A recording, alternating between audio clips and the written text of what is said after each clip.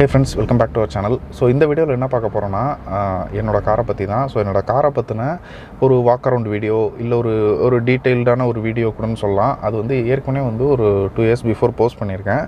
So அதோட link வந்து நான் இங்கே ஷேர் பண்ணுறேன். அதை கூட நீங்கள் ரெஃபரன்ஸ் எடுத்துக்கலாம். ஸோ ஏன் எகெயின் இந்த காரை பற்றின இன்னொரு வீடியோ நான் போஸ்ட் பண்ணுறேன்னு ரீசன் பார்த்தீங்கன்னா, அந்த முன்னாடி போட்ட வீடியோக்கு இன்றைக்கி வரைக்கும் ஒரு கமெண்ட்ஸ் வந்துட்டுருக்கு. நிறைய கொஷின்ஸ் கேட்குறாங்க. ஏன்னு பார்த்தீங்கன்னா, இது வந்து ஒரு பட்ஜெட் செக்மெண்ட் ஆனால் இருக்க ஒரு காரு. ஸோ பட்ஜெட் செக்மெண்ட்டில் இருக்கிறதுன்னு பார்த்தீங்கன்னா, நம்ம இதை எது கூட ரெஃபர் பண்ணலாம்னா, ஸோ இது வந்து ஒரு ஆல்டோ கூட நம்ம ரெஃபர் பண்ண முடியாது. ஸோ நம்ம வந்து ஒரு ஸ்விஃப்ட்டு கூடயும் ரெஃபர் பண்ண முடியாது. ஸோ ஆல்டோக்கும் ஸ்விஃப்ட்டுக்கும் ஒரு மிடில் இருக்க ஒரு காரு. ஸோ ஒரு 1 liter இன்ஜின் உள்ள ஒரு காரு.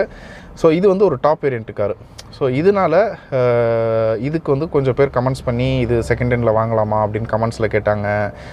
நிறைய சோர்ஸில் என்னோடய ஃப்ரெண்ட்ஸ் கூட நிறைய பேர் கேட்டிருக்காங்க, இதோட இப்போ நம்ம செகண்ட் ஹேண்டில் இந்த காரை வாங்கணுன்னா என்ன ப்ரைஸ் வரும், ஸோ இது பட்ஜெட்டாக எடுக்கலாமா அப்படின்ட்டு.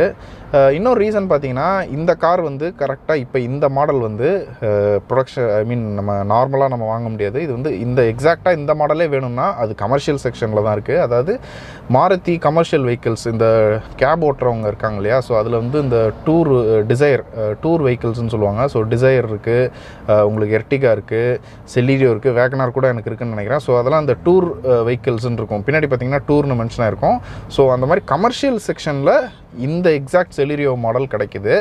கரண்ட்டாக இருக்க செலீரியோ வந்து ஒரு அப்கிரேடான மாடல் தான் இப்போ நமக்கு கிடைக்குது. ஸோ இந்த எக்ஸாக்டான மாடல் வேணுன்றவங்க நிறைய பேர் என்னோடய ஃப்ரெண்ட்ஸ் அண்ட் ஃபேமிலிலையும் ஒரு சிலவங்க என்ன ரீச் பண்ணி கேட்டிருக்காங்க, இந்த வெஹிக்கிளோட செலவு என்ன, எவ்வளோ செலவு வருது ஆனுவலாக, என்னென்ன மேஜராக நீங்கள் இது வரைக்கும் மாற்றிருக்கீங்க அப்படின்னு கேட்டாங்க. ஸோ அதை பற்றின ஒரு வீடியோ தான் இந்த வீடியோ இருக்க போகுது. என்னோட ஓடிஓ மீட்டரை நான் காட்டுறேன். இப்போ பார்த்தீங்கன்னா 65,000 கிலோமீட்டர்ஸ் ரன் ஆயிருக்கு. ஸோ இந்த 65,000 கிலோமீட்டர்ஸில் மேஜராக நான் என்னென்ன மாற்றிருக்கேன் அப்படின்னு பார்த்தீங்கன்னா, நான் வந்து ஒரு ஆவரேஜ் யூஸர் தான். ஸோ ஒரு இயர்லி பார்த்தீங்கன்னா இந்த ஒரு 10,000 to 12,000 கிலோமீட்டர்ஸ் தான் ரன் ஆகும்.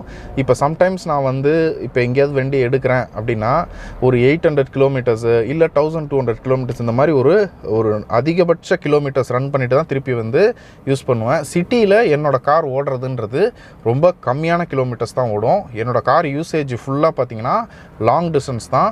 மினிமல் ஒரு காரை நான் எடுக்கிறேன், ஒரு மாதத்தில் ஒரு வேலையாக நான் காரை எடுக்கிறேன் அப்படின்னா ஒரு 800 கிலோமீட்டர்ஸ் இல்லை ஆவரேஜாக ஒரு 500 கிலோமீட்டர்ஸ் கவர் பண்ணிட்டு தான் கொண்டு வந்து வைப்பேன். எடுத்தேன்னா ஒரு 800 கிலோமீட்டர்ஸ் கவர் பண்ணிட்டு தான் ஒரு மந்த் வைப்பேன். ஸோ இது மாதிரி ஒரு மந்த்தும் மாறும். ஸோ ஆவரேஜாக 10,000 கிலோமீட்டர்ஸ் நான் கவர் பண்ணுவேன். ஸோ இது வரைக்கும் இந்த 65,000 கிலோமீட்டர்ஸில் மேஜர் சேஞ்சஸ்ன்னு பார்த்தீங்கன்னா 4 டயர் மாற்றிருக்கு. அது வந்து கரெக்டாக 60,000 மாற்றலை.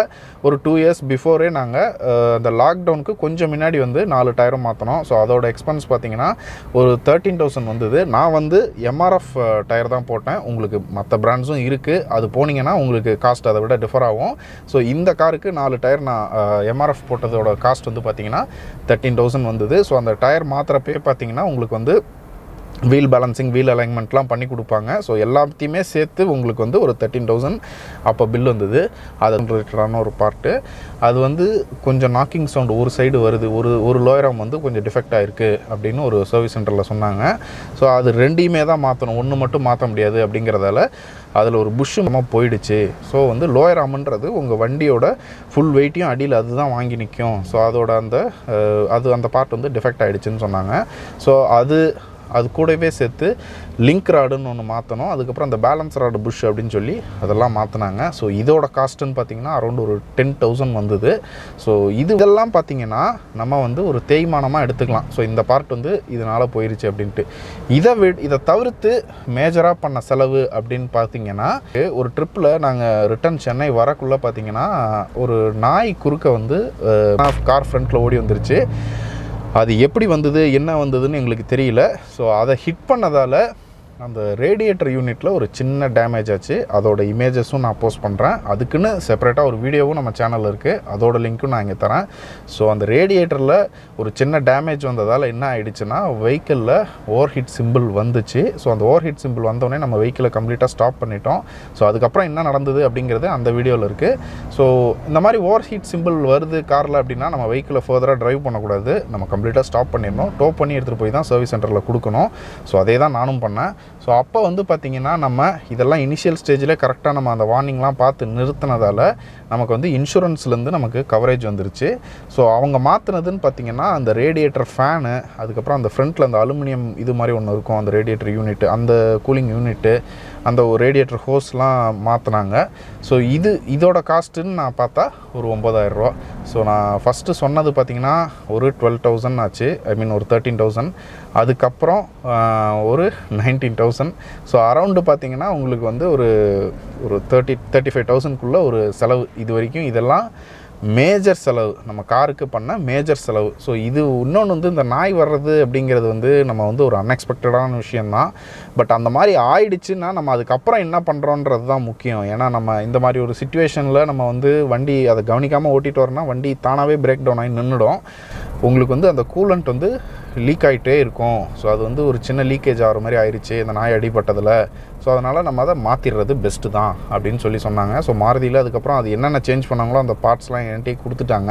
இந்த இன்சூரன்ஸ் கிளைம்ன்றது ஒரு பெரிய ப்ராசஸ். நம்ம வந்து வெஹிக்கிளை கொடுத்துட்டு அந்த இன்சூரன்ஸோட அந்த சர்வேயர் வந்து சைட்டில் விசிட் பண்ணி வெஹிக்கிளை பார்த்து அவர் அப்ரூவ் பண்ணுவார். அவர் அப்ரூவ் பண்ண பிறகு தான் வந்து அந்த பார்ட்டை ரீப்ளேஸ் பண்ணுறதுக்கு அவங்க வெஹிக்கிளில் ஃபிட் பண்ணுவாங்க. ஃபேஸ் பண்ணுறதுக்கு நம்ம தயாராக இருக்கணும். ஸோ இதுதான் என்னோடய காரில் நடந்த ஒரு மேஜரான செலவுகள். இதை தவிர்த்து இந்த கார் வந்து நீங்கள் வாங்கினீங்கன்னா உங்களுக்கு ஆனுவலாக என்னென்ன செலவு வரும் அப்படிங்கிறத நான் சொல்லணும்னு பார்த்தீங்கன்னா, ஆனுவலாக மாருதியில் இப்போ பார்த்தீங்கன்னா நான் வந்து 65,000 கவர் பண்ணியிருக்கேன். ஸோ இந்த 65,000ல் மாருதியில் பார்த்தீங்கன்னா எவ்ரி 5,000 கிலோமீட்டர்ஸ் வந்து உங்களுக்கு கால் பண்ணுவாங்க, பண்ணி நீங்கள் சர்வீஸ் வந்து விடணும் அப்படின்வாங்க.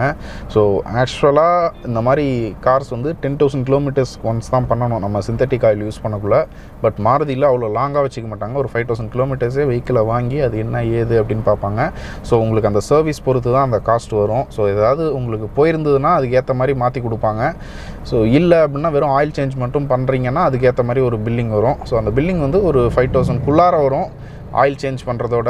இன்கேஸ் ஆயில் சேஞ்ச் பண்ணல அப்படின்னா அதை விட கொஞ்சம் கம்மியாக வரும். பட் நான் இன்சிஸ்ட் பண்ணுறது எப்பயுமே மேக்ஸிமம் ஆயில் நல்லா இல்லைனா மாற்றிடுங்க அப்படின்னு சொல்லிவிடுவேன். ஏன்னா ஆயில் நீங்கள் எந்த அளவுக்கு ஒரு வெஹிக்கிளில் மெயின்டைன் பண்ணுறீங்களோ அந்த அளவுக்கு உங்கள் வெஹிக்கிளோட இன்ஜின் லைஃப் வந்து நல்லாயிருக்கும்.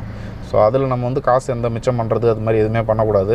ஸோ அது ஒன்று இருந்தது. ஸோ என்னோடய வெஹிக்கிளோட வாரண்டின்னு பார்த்தீங்கன்னா 2021 எண்டு வரைக்கும் இருந்தது. அதாவது டிசம்பர் வரைக்கும், 2021 டிசம்பர் எண்டு வரைக்கும் ஒரு வாரண்ட்டி இருந்தது. ஸோ அந்த லாஸ்ட் வாரண்டியில் பண்ண அந்த ரெகுலர் சர்வீஸில் அவங்க என்ன சொன்னாங்கன்னா, சார் இதோட உங்கள் வாரண்ட்டி முடியுது, ஸோ இந்த சர்வீஸ் தான் உங்களுக்கு கடைசியாக வாரண்ட்டி பீரியடில் பண்ணுற சர்வீஸு. ஸோ இதோட வேலிடிட்டி வந்து இன்னொரு 3 months இருக்கும். ஸோ இந்த சர்வீஸ் முடிஞ்சு உங்களுக்கு ஏதாவது கம்ப்ளைண்ட் இருக்குன்னா நீங்கள் அதை கொண்டு வரலாம்.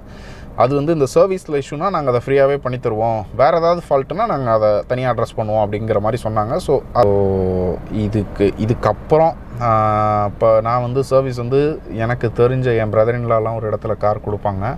ஸோ அது மாதிரி நீங்களும் ஒரு 1-2 மெக்கானிக் உங்களுக்கு நீங்கள் பார்த்து வச்சுக்கிட்டீங்க ஸ்டாண்டர்டாக ஒரே மெக்கானிக்கு. ஏன்னா நம்ம மாருதியில் கொடுக்குறப்ப எப்பயுமே நம்ம வெஹிக்கிளை ஒரே ஆள் தான் அட்டன் பண்ணுவாங்கன்னெலாம் கிடையாது.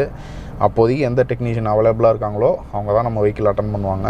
ஸோ அதனால் நீங்கள் வந்து எப்பயுமே இந்த வெஹிக்கிள் கொடுக்குறப்ப நீங்கள் ஒரு மெக்கானிக்கை பார்த்து வச்சு நீங்கள் ஒரு சில ஸ்டாண்டர்டாக எனக்கு இந்த ஆயில் தான் போடணும்னா நீங்களே வாங்கிட்டு போய் அந்த மெக்கானிக்கிட்ட கொடுத்து எனக்கு இந்த ஆயில் தான் வெஹிக்கிள் ஊற்றணும். ஸோ இதுக்கு தான் என்னோட ஒரு இது. ஸோ இதுக்கு வந்து பார்த்திங்கன்னா நான் வந்து இப்போ லாஸ்ட்டு சர்வீஸ் வந்து இந்த ரேடியேட்டர் ரீப்ளேஸ்மெண்ட்டுக்கு அப்புறம் அந்த வாரண்ட்டி முடிஞ்சதுக்கப்புறம் பார்த்திங்கன்னா நான் வெளியே ஒரு அண்ணா இருக்காங்க, அவங்க தான் ஒரு மல்டி பிராண்டு கார்ஸ்லாம் பார்ப்பாங்க. அந்த அண்ணன்ட்ட தான் நான் கொடுத்து சர்வீஸ் பண்ணேன். அவங்க வந்து லேபர் மட்டும் 650 வாங்கினாங்க. ஏன்னா அப்போ வெஹிக்கிளில் வேறு இந்த ஸ்பேரும் போல் எல்லாமே நல்லா தான் இருந்தது. ஸோ நான் வந்து ஷெல் HX8 0W20 வாங்கிட்டு போயிருந்தேன், 3.5 litres. But just oil service தான் பண்ணியிருக்கோம், general service, break bad cleaning இதெல்லாம் பண்ணியிருக்கோம். வேறு எதுவும் வண்டியில் ஃபால்ட் இல்லை, கூலண்ட் நல்லா தான் இருக்குது அப்படின்ட்டாங்க. ஸோ இதோட காஸ்ட்டு அப்படின்னு பார்த்தீங்கன்னா லேபர் ஒரு 650 போக இன்ஜின் ஆயில் பார்த்தீங்கன்னா எனக்கு தெரிஞ்ச இன்ஜின் ஆயில் வந்து நான் 2,000 ரூபா கொடுத்து வாங்கினேன். அந்த HX8 வந்து ஆமாம் 1,900 சம்திங், 2,000 கிட்ட. Shell 0W20 HX8 3.5 litres 2,000 rupees வந்தது. ஆயில் ஃபில்ட்ரு, ஏர் ஃபில்ட்ரு இந்த காருக்கு அது சேர்த்து ஒரு 500க்குள்ளே வந்தது. ஸோ நீங்கள் அப்படி பார்த்தாலுமே 2,500 ருபீஸ் வந்து உங்களுக்கு ஒரு 3,000 சர்வீஸுக்குன்னு வச்சுக்கலாம். எல்லாத்தையும் சேர்த்து லேபர்லாம் சேர்த்து 3,000 நீங்கள் வச்சுக்கலாம். இது வந்து எந்த பார்ட்டும் சேஞ்ச் பண்ணாமல். ஸோ இதுக்கப்புறம் நான் வந்து இதுக்கப்புறம் இந்த காருக்கு இவ்வளோ தான் செலவு. ஸோ இதுக்கு ஏற்ற மாதிரி ஒரு பார்ட் போகிறதுக்கு ஏற்ற மாதிரி உங்களுக்கு காஸ்ட் வரும். ஸோ இவ்வளோ தான். நீங்கள் எதுவுமே இல்லாமல் கார் நல்லா இருக்குது அப்படின்னா உங்களுக்கு நீங்கள் மைண்டில் வச்சுக்கலாம் 3000 சர்வீஸ் வரும் காஸ்ட்டுக்குன்றது. ஸோ அவ்வளோதான் இந்த காரோட ஒரு சர்வீஸ்ன்னு நம்ம வச்சுக்கலாம். அதை விட முக்கியமாக மெக்கானிக் என்ன சொன்னார்னா, நம்ம எந்த மிஸ்டேக்கும் பண்ணாமல் இருக்க வரையும் காருக்கு நீங்கள் எதுவும் சேஞ்ச் பண்ணுற மாதிரி வராது அப்படிங்கிறது மெக்கானிக் எனக்கு பர்சனலாக சொன்னது. அது வந்து ஒரு கோல்டன் வேர்டுன்னு கூட வச்சுக்கலாம். ஏன்னா நம்மளோட டிரைவிங் ஹேபிட் இதெல்லாம் ஒரு சிலது நம்ம எப்பயுமே நம்ம கரெக்டாக பண்ணோன்னா வெஹிக்கிளும் கரெக்டாக இருக்கும். ஸோ இது வந்து அடுத்தது வந்து இந்த வெஹிக்கிள் நீங்கள் வாங்கலாமான்னு கேட்டிங்கன்னா, இதோட சீட்டிங் இதெல்லாம் காட்டுறேன் இப்போது. ஸோ பாருங்கள். ஸோ இதோட சீட்டிங் கெப்பாசிட்டி பற்றி இதெல்லாம் டீட்டெயில்டாக நான் வந்து ஏற்கனவே அந்த வீடியோவில் போட்டிருக்கேன். ஸோ இது வந்து ரொம்ப ஒரு இந்த கார் வந்து அப்படியே நான் ரொம்ப ஒரு சூப்பர் காரு, நல்ல கம்ஃபர்ட்டு அப்படின்லாம் சொல்ல முடியாது. ஸோ இந்த காரில் லேக் ஆகிற விஷயம், இந்த காரில் மிஸ் ஆகுது அப்படின்னு பார்த்தீங்கன்னா, அந்த கம்ஃபர்ட் லெவல்னு பார்த்தீங்கன்னா இதுக்கு ஒரு 60% கொடுக்கலாம். ஏன்னா இப்போ ஒரு சில காரில் நம்ம போனோம்னா நமக்கு அந்த டயர்ட்னஸே தெரியாது. அது நம்ம போகிற கிலோமீட்டர்ஸ் பொறுத்தும் இருக்குது. ஸோ இதோட கிலோமீட்டர் ரேஞ்ச் வந்து பார்த்திங்கன்னா ஒரு 200-150 கிலோமீட்டர்ஸ் வரையும் அது ஒன்றுமே தெரியாது. அதுக்கப்புறம் அந்த டயர்ட்னஸ் தெரிய ஆரம்பிக்கும். ஏன்னா ஒரு சில காரில் நான் போயிருக்கேன். இப்போ நீங்களே பார்த்தீங்கன்னா இன்னும் இதை விட கொஞ்சம் ஹையர் பட்ஜெட் காரில் போனீங்கன்னா அந்த சீட்டிங் கெப்பாசிட்டி, ஸோ அதில் இருக்க சஸ்பென்ஷன் செட்டப்புக்கு ஏற்ற மாதிரி உங்களுக்கு அந்த டயர்ட்னஸ் இருக்காது. ஸோ இது வந்து ஒரு மைலேஜ் பெர்ஸ்பெக்டிவான காரு, நம்ம அப்படி தான் பார்க்கணும். ஸோ பர் லிட்டர் பார்த்தீங்கன்னா நீங்கள் ஒரு 80 கிலோமீட்டர் ஸ்பீட்லேயே நல்லா க்ரோஸ் பண்ணிட்டு போகிறீங்க, 80 to 90 ரொம்ப ஓவர்டேக்லாம் பண்ணாமல் அப்படி போகிறீங்க அப்படின்னா உங்களுக்கு வந்து மைலேஜ் வந்து ஒரு 20 வரும். ஸோ ஒரு மைலேஜ் பெர்ஸ்பெக்டிவில் அது 20, அதுக்கு 18 கீழெலாம் ஹைவேல வரவே வராது. ஸோ மேக்ஸிமம் 18, ஹைவேல 20 தான். அது நான் கண்டிப்பாக அடித்து சொல்லுவேன். ஏன்னா எப்பயுமே நாங்கள் அந்த மாதிரி லாங் ட்ரைவ் ஊட்டி கொடைக்கானல்லாம் போக்குள்ள பார்த்தீங்கன்னா இங்கே ஃபுல் டேங்க் அடித்தோம்னா நேராக அந்த ஹில்லோட இப்போ கொடைக்கானல்லாம் அந்த கொடைக்கானல் கீழே போய் தான் திருப்பி ஃபில் பண்ணுறோம் ஃபியூல். ஸோ அப்போயே ஒரு 2 பாயிண்ட்ஸ் இருக்கும் ஃபியூல். ஸோ அது மாதிரி ஒரு ஃபியூல் தர காரு. ஸோ உங்களுக்கு மேப்பில் இப்போ நீங்கள் போட்டு பார்த்தாலே தெரியும். அரௌண்ட் வந்து ஒரு இதோட கெப்பாசிட்டி ஒரு 35 லிட்டர்ஸு. ஸோ உங்களுக்கு வந்து ஒரு பெர் லிட்டர் 20 கான்ஸ்டண்ட்டாக நீங்கள் எதிர்பார்க்கலாம். 21, 22 கூட வரும். பட் 20ன்றது ஒரு பேஸ்லைனாக நம்ம வச்சுக்கலாம். அது கீழே என்றைக்குமே ஹைவேல வராது. 80 to 85 க்ரூஸ் பண்ணக்குள்ளே நீங்கள் இல்லை நான் அதுலேயும் நல்லா நான் பவர்ஃபுல்லாக ஓட்டிட்டு நான் ஓட்டுவேன் அப்படின்னா மைலேஜ் வராது, ட்ராப் ஆகும், கண்டிப்பாக ட்ராப் ஆகும். அது ஒரு ஃபேக்ட். இதில் இன்னொன்று, யார் இந்த காரை வாங்கக்கூடாது அப்படின்னு பார்த்தீங்கன்னா, இப்போது வந்து ஒரு நல்ல எங்கள் வீட்டிலே 2-3 பவர்ஃபுல்லான கார்ஸ் இருக்குது, டீசல் கார்ஸு. ஸோ i20 இந்த ஒரு 2000 cc இல்லை 1.5 லிட்டர் மேலே 1500 cc மேலே இருக்க அந்த டீசல் கார்ஸு இல்லை பெட்ரோல் காரே நல்ல பவர்ஃபுல்லான கார்ஸ் இருக்குது, ஹையர் சிசி கார்ஸ் இருக்குன்னா ஒரு ஆல்டர்னேட்டிவாக நாங்கள் இந்த காரை வாங்குகிறோம். i20, கியா கிரெட்டா இந்த மாதிரி கார்லாம் ஓட்டிட்டேன். பட் எனக்குன்னு வரக்குள்ளே நான் ஒரு பேசிக் கார் வாங்கிக்கிறேன்னா இந்த கார் வாங்கவே கூடாது. ஏன்னா அதை அந்த மாதிரி ஒரு ஹையர் சிசி காரை ஓட்டிட்டு இதை ஓட்டக்குள்ளே இதுக்கான பிக்கப் லாக்லாம் கண்டிப்பாக இருக்கும். இது வந்து ஒரு 1 லிட்டர் இன்ஜின் தான். ஸோ இது வந்து ஒரு கம்ஃபர்ட்டோ ஒரு நல்ல ஒரு பயங்கரமாக பவர்ஃபுல்லான ட்ரைவ் பண்ணுறதுக்கான கார் கிடையாது. ஒரு பேசிக்கான காரு. அதுக்குன்னு ரொம்ப ஒரு பிக்கப்லாம் ரொம்ப டவுனாக இருக்குமா அப்படின்னு கேட்டால் கிடையாது. 1 லிட்டருக்கு உங்களுக்கு என்ன பர்ஃபார்மன்ஸ் இருக்குமோ அது கண்டிப்பாக இருக்கும். நம்ம அதை தாண்டியும் நம்ம ரொம்ப எதிர்பார்க்க முடியாது. உங்களை ரொம்பவும் ஒரு கம்ஃபர்ட் ஜோனில் இந்த கார் சூப்பராக டிரைவிங் அப்படின்லாம் நம்ம சொல்ல முடியாது. ஸோ இது அந்த மாதிரி ஒரு டெசிஷன் இல்லை ஒரு மைண்ட் செட்டில் இருக்கவங்க இந்த காருக்கு வரக்கூடாது. ஒன்று வேணும், அதை வந்து நான் இந்த மாதிரி பர்பஸ்க்காக நான் யூஸ் பண்ண போகிறேன், எனக்கு ரொம்ப ஒன்றும் அதில் பெர்ஃபார்மன்ஸ் இதெல்லாம் வேண்டாம் அப்படின்னு எதிர்பார்க்குறவங்க இந்த கார் கண்டிப்பாக போகலாம். லோக்கல் யூஸ்க்கு நான் வாங்குகிறேன், கண்டிப்பாக போகலாம். ஸோ ஒரு நார்மலான எனக்குன்னு இது போதும், இதை வச்சு நான் ஹில் ட்ரைவ்லாம் மேனேஜ் பண்ணிப்பேன் அப்படின்னு இருக்கவங்களும் போகலாம். யார் போக வேண்டாம் அப்படின்னு பார்த்தீங்கன்னா, எனக்கு வந்து பெர்ஃபார்மன்ஸ் தான் இம்பார்ட்டன்ஸ் அப்படின்னு சொல்கிறவங்க கண்டிப்பாக அந்த கார் பக்கமே போயிடாதீங்க. வேறு ஏதாவது ஆல்டர்னேட்டிவ் மாடல் போயிடுங்க. சரி, இந்த காரை பற்றின ஒரு வீடியோ. ஹோப் இந்த வீடியோ வந்து உங்களுக்கு யூஸ்ஃபுல்லாக இருக்கும்னு நினைக்கிறேன். சேனலுக்கு புதுசாக வரீங்கன்னா மறக்காமல் சப்ஸ்கிரைப் பண்ணிவிடுங்க. Thank you friends. Next video. By.